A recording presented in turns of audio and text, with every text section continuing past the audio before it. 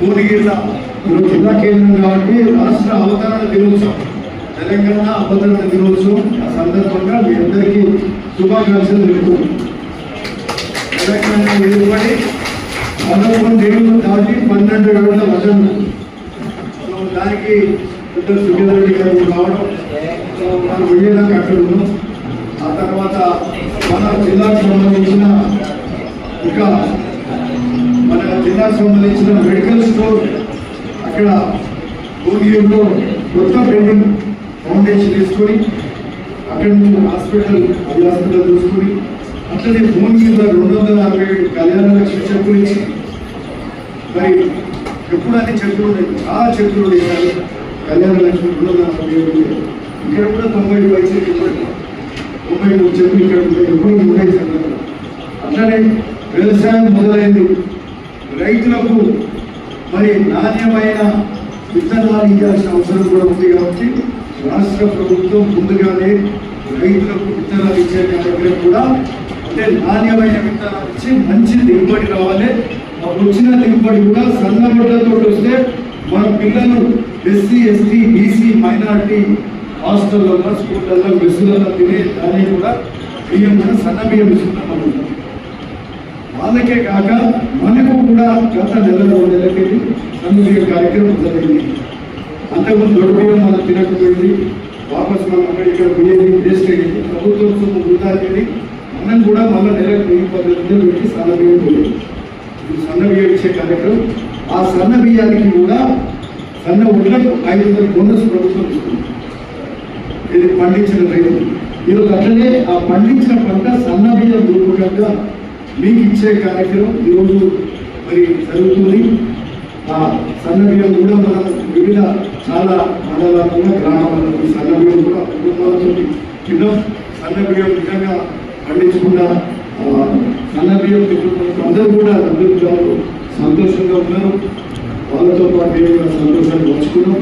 So మరి ఇట్లాంటి అన్ని కార్యక్రమాలు ఆ సన్న బియ్యం సప్లైకి కూడా ఈరోజు రాష్ట్ర ప్రభుత్వం ఒక నాణ్యమైన విత్తనాలు మంచి దిగుబడి వచ్చే విధంగా ఆ సన్న బియ్యమే పండించేలాగా ఈరోజు విత్తనాలు రాష్ట్ర వ్యాప్తంగా ఇచ్చే కార్యక్రమం కూడా భువనగిరిలో ప్రతి జిల్లా కేంద్రంలో మొదలుపెట్టినట్టు మన భువనగిరిలో కూడా మొదలుపెట్టినాం.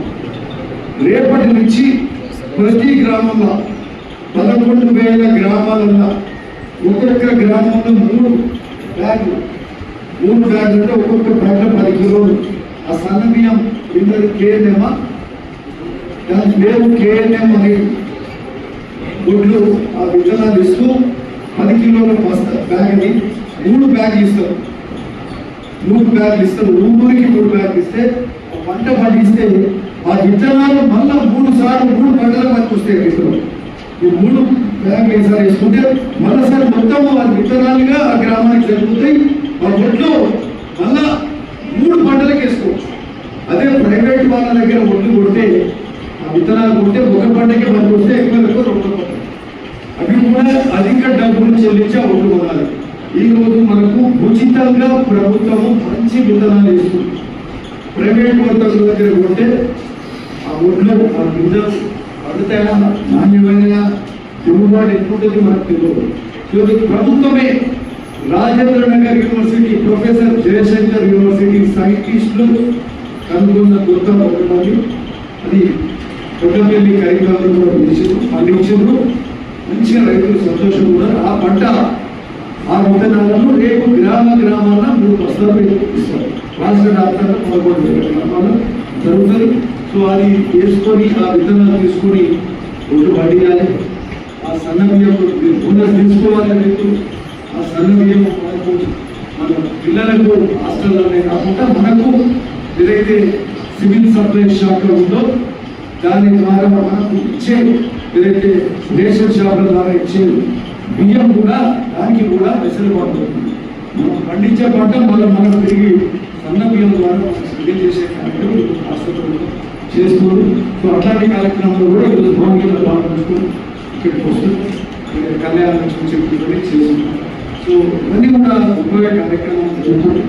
మరి ఇక్కడే మీ అందరూ కూడా తెలుసు మరి ఈరోజు బునియాది గారి కాలం సంబంధించిన కాలం కూడా పనులు మొదలైన ప్రతి పంటకు నీళ్లు సాగునీరు అందే లోపల ఆ గుర్రం దగ్గర తగ్గడం, ఆ మోరీలకి నీళ్లు రాకపోవడం, ఆ పైపులలో బ్లాక్ అయ్యి ప్రతి పంటకు 2 సార్లు గుర్రం దగ్గర తీయాల్సిన అవసరం రావడం, ఇప్పటికీ కనీసం 6-7 సార్లు తీసాం.